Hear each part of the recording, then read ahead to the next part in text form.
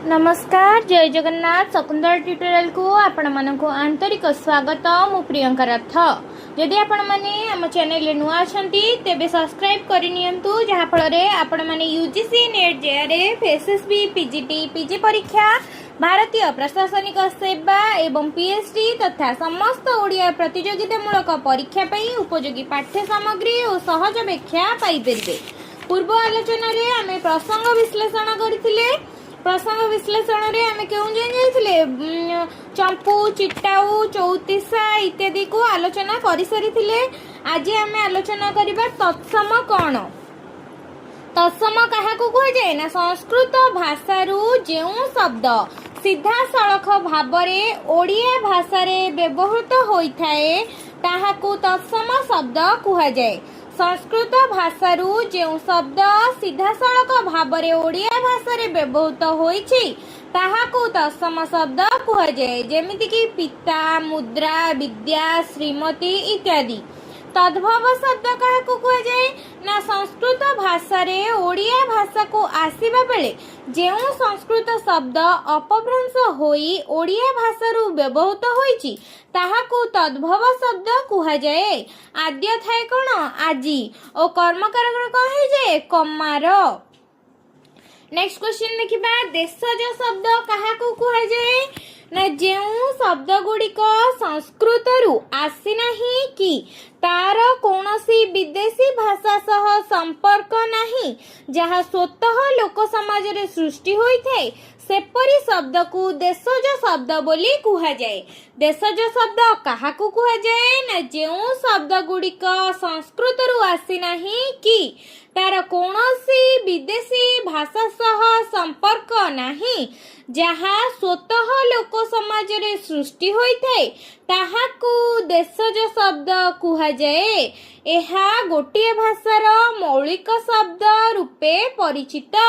एहा गोटिए भाषार मौलिक शब्द रूपे परिचित।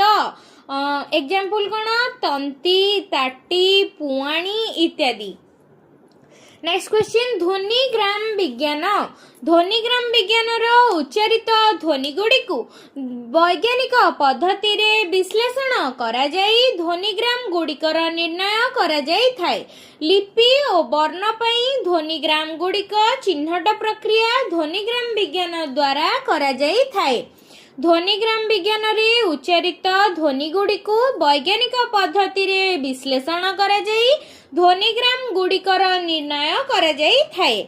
लिपि और वर्ण पई ध्वनिग्राम गुड़िकर चिन्हट प्रक्रिया ध्वनिग्राम विज्ञान द्वारा करा जाई थाए।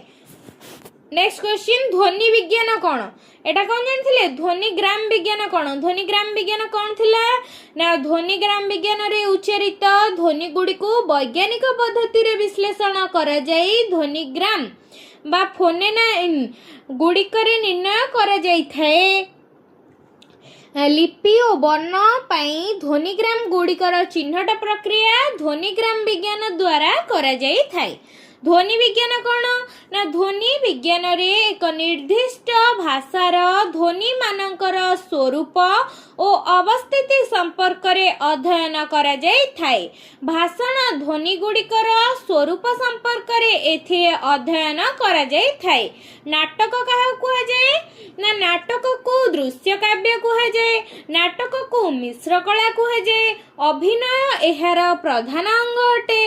नाटक रे एक मुख्य कहानी सह एकाधिक कहानी रा एकमुखीनता थाए। एहा 5 अंक बा 3 अंक विशिष्ट होई पारे। एक कहानी को अभिनय माध्यम रे उपस्थापन करिबा नाटकर उद्देश्य अटे। नाटक कौन ना नाटक को दृश्य काव्य कह जाए। नाटक को मिश्र कला कह जाए। अभिनय एहार प्रधान अंग अटे। नाटक रे एक मुख्य कहानी सह एकाधिक कहानी रा एकमुखीनता थाए। एहा 5 अंक बा 3 अंक विशिष्ट होई पारे। एक कहानी को अभिनय माध्यम रे उपस्थापना करिबा नाटकर उद्देश्य अटे। तेबे ध्वनिग्राम विज्ञान और ध्वनि विज्ञान मध्य पार्थक्य जानले तो ध्वनिग्राम विज्ञान रे कौन है ध्वनि विज्ञान रे उच्चारित ध्वनि गुड़ी को वैज्ञानिक पद्धति रे विश्लेषण करा जाए ध्वनिग्राम गुड़िक निर्णय करा जाए थाए लिपि और वर्ण पई ध्वनिग्राम गुड़िकर चिन्हट प्रक्रिया ध्वनिग्राम विज्ञान द्वारा होई थाए। ध्वनि विज्ञान कौन ध्वनि विज्ञान रे एक निर्दिष्ट भाषार ध्वनि मानकर स्वरूप अवस्थिति संपर्क रे अध्ययन करा जाए थाए भाषण ध्वनि गुड़िकर स्वरूप संपर्क रे एथिरे अध्ययन करा जाए थाए। नेक्स्ट क्वेश्चन आमे देखिबा पोई कौन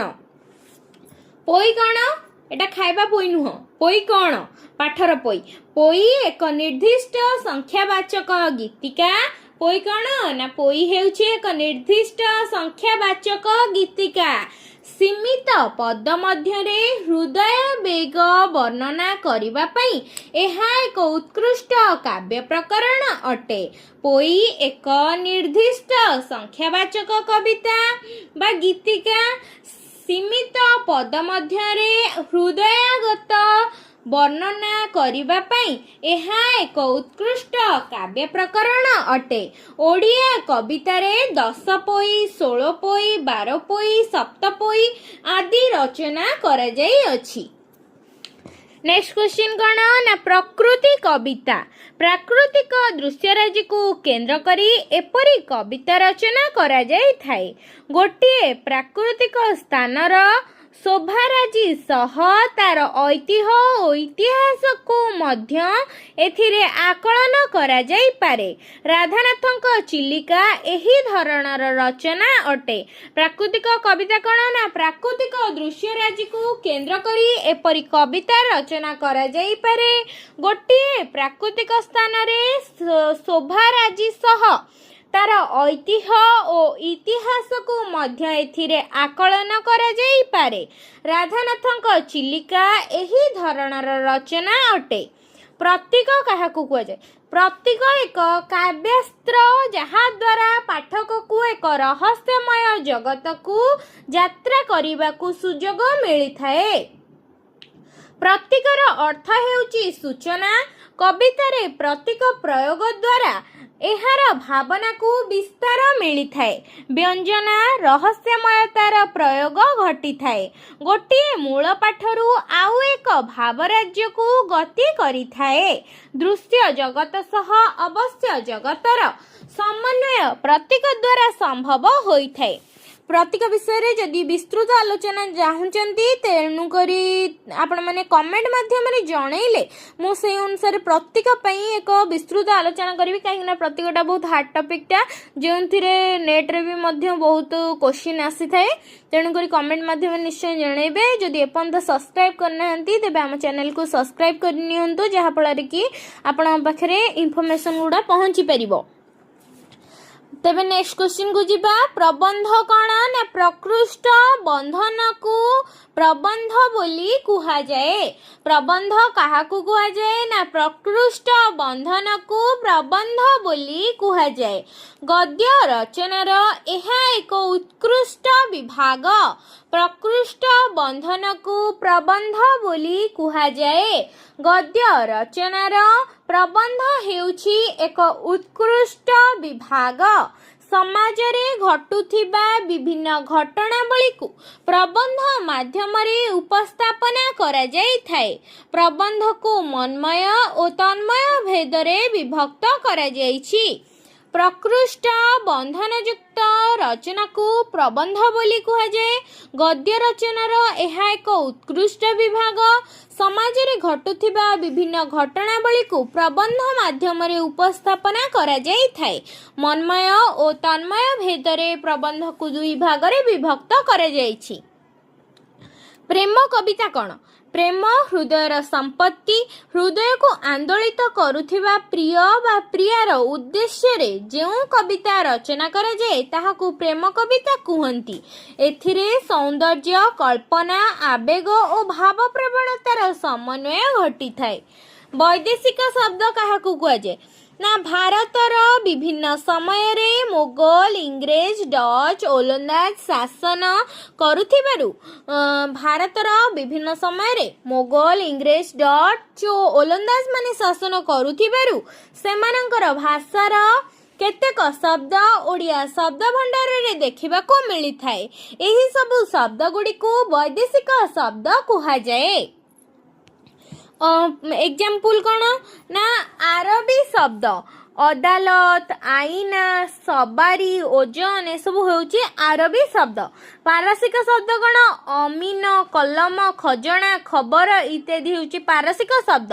तुर्की शब्द बारूद बीबी कुली तोप इत्यादि तुर्की शब्द। पर्तुगीज शब्द कौन आलकातरा गिर्जा कॉफी बोताम इत्यादि हेउची पर्तुगीज शब्द। इंग्रजी शब्द कप ऑफिस ऑर्डर जज लॉज इत्यादि हेउची इंग्रजी शब्द। भजन कौन भगवान बा निज निजर इष्टदेव देवी को गुण कीर्तन करने भजन कहा जाए। भक्तर निःशर्त समर्पण एही सबु गीत रे प्रकाश पाई थाए। भक्तर निष्काम भक्ति को आधार करी रचित गीत गुड़ी को भजन कहा जाए। भगवान बा निज निजर इष्टदेव देवी को गुण कीर्तन करने भजन कहा जाए। भक्तर निःशर्त समर्पण एही सबु गीत रे प्रकाश पाई थाए। भक्तर निष्काम भक्ति को आधार करी रचित गीत गुड़ी को भजन कहा जाए। भजन आ जणाण काली पढ़िले जणाण काहा कहा जाए ना भगवानक निकटरे भक्त निजर मनर कथा अप्राप्ति असंतोष इच्छा को जणाइबा उद्देश्य रे जेउ सब गीत गुड़िक रचना करा जाय थाए ताहाको जणाण कहा जाए। भक्त निजर मनवांछा गीत माध्यम ईश्वर निकटरे उपस्थापना करि थाए ताकू जणाण कहा जाए। भजन क्या कहा जाइतिला ना भगवान मा निज इष्टदेव देवी को गुण कीर्तन करने को भजन कहा जाइतिला। नेक्स्ट क्वेश्चन कौन मनास मनास क्या कहा जाए। मनास एक प्रश्न उत्तर भित्तिक कविता रचना प्रकरण। मनास कौन ना मनास एक प्रश्न उत्तर भित्तिक कविता रचना प्रकरण अटे। एथिरे कवि और पाठक प्रश्नकर्ता और पाठक भावरे उपस्थित रुहंती। मनास मनास एक प्रश्न उत्तर भित्तिक कविता रचनार प्रकरण।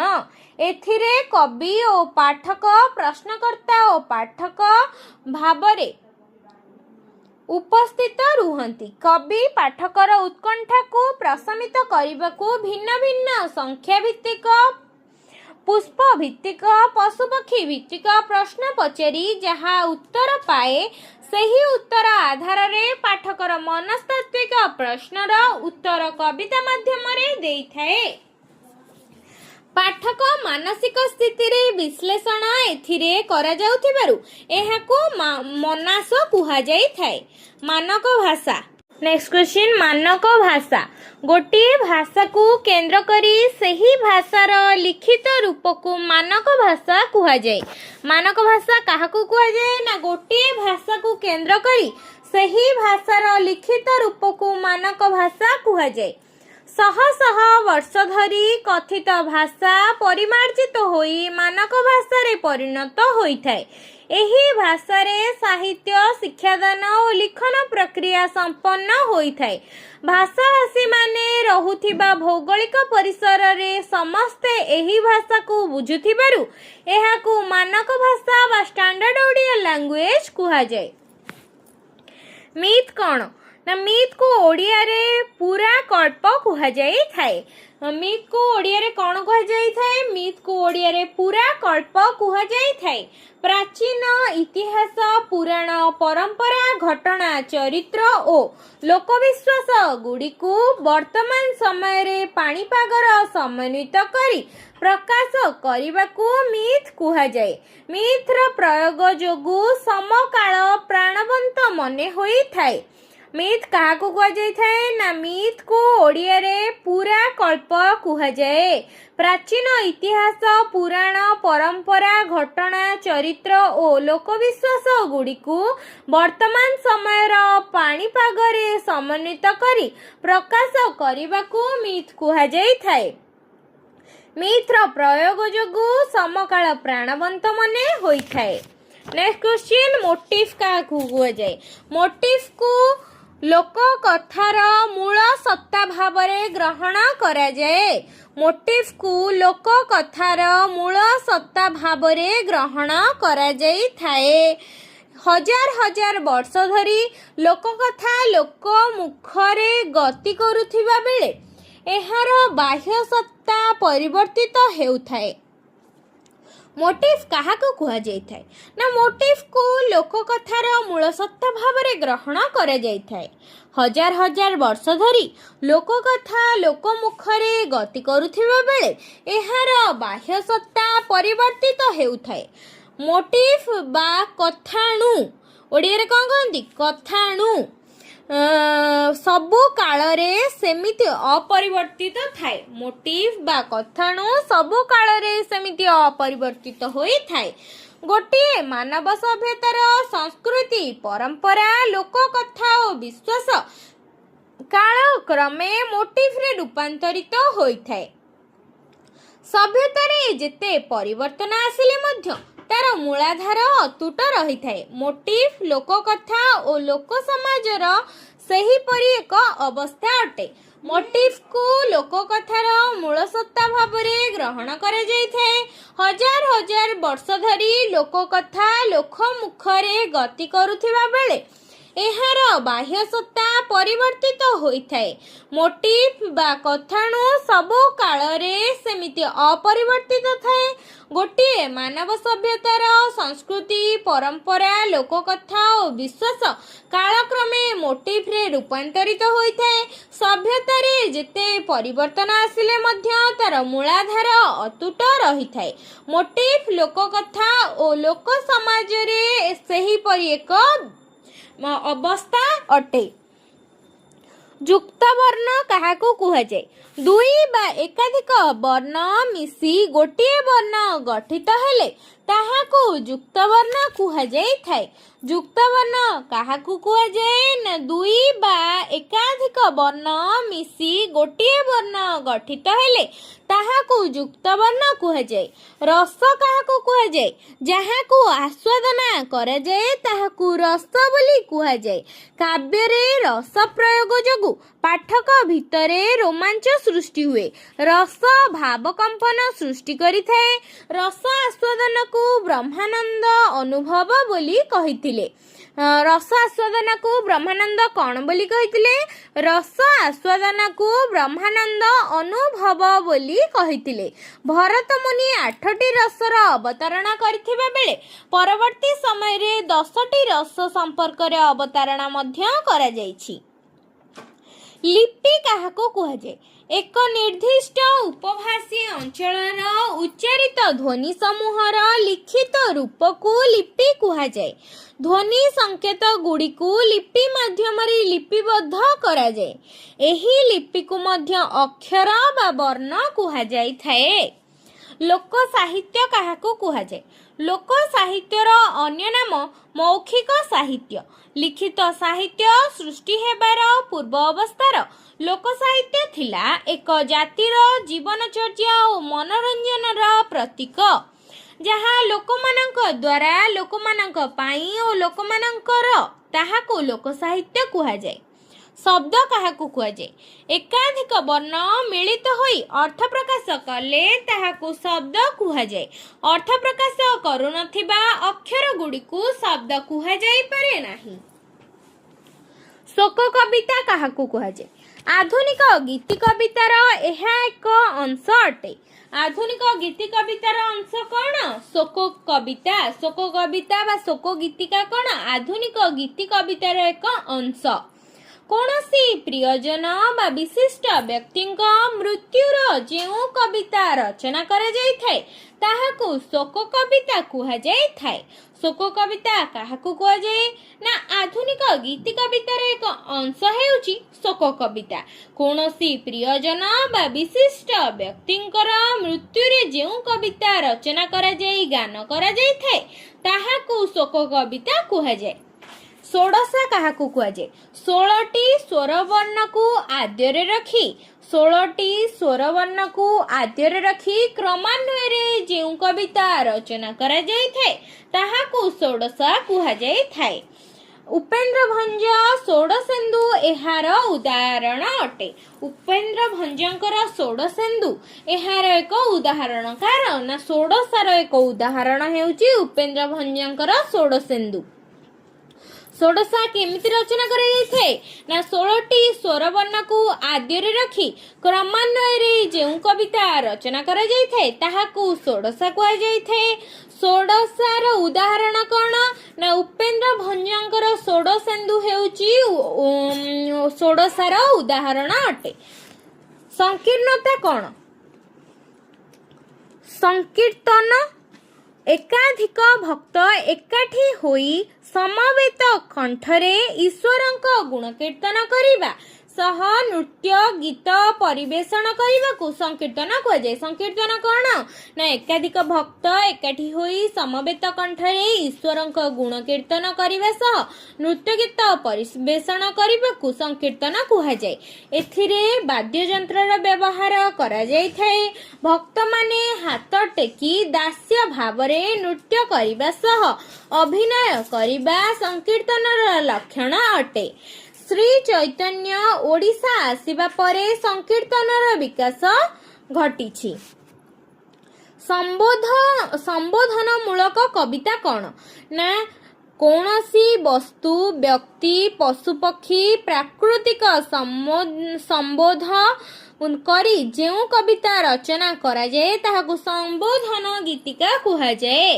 कौनसी वस्तु व्यक्ति पशुपक्षी प्रभृति संबंध करी जेउ कविता रचना करा जाए ताहाकू संबोधन गीतिका कुहा जाए।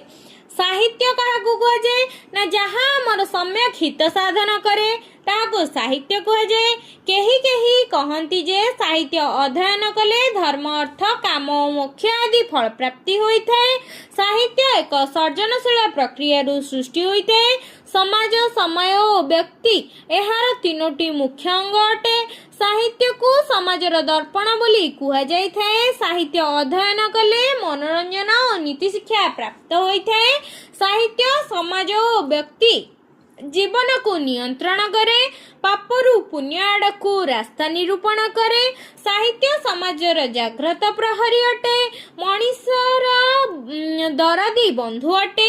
साहित्य महत्तर जीवनबोधर कथा कहे, आम भितरे शाश्वत मूल्यबोधर उद्रेक कराए। बाउंस को बंशी रे रूपांतरित करिबारे साहित्य हेउची चिरस्मरणीय अटे। चिर स्रोतस्विनी रूपे मध्य साहित्य परिगणित होइଥାଏ। सम्यक रूपे कहिले जहाँ हमर सम्यक हित साधन करे ताहाकू साहित्य कुहा जाई थाए। तेबे क्लास टी यदि भल लगी थाए तेबे लाइक शेयर सब्सक्राइब मध्य करिवे, कमेंट माध्यम रे जणेबे क्लास टी केमिति लागिला एवं जहाँ डाउट अछि ताहा कमेंट माध्यम रे मध्य जणाई पारिबे।